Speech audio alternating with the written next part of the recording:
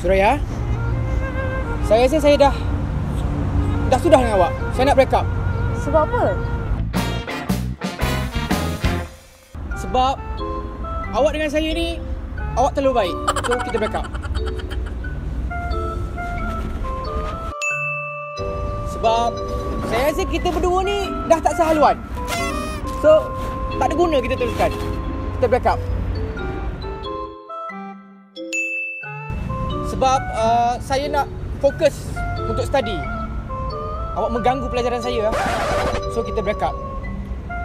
Saya nak keluar mana ni? Keluar sana. Sebab saya nak break up dengan awak sebab saya dah penat orang cakap kita ni dah macam adik-beradik. So, kita putus. Awak keluar sekarang.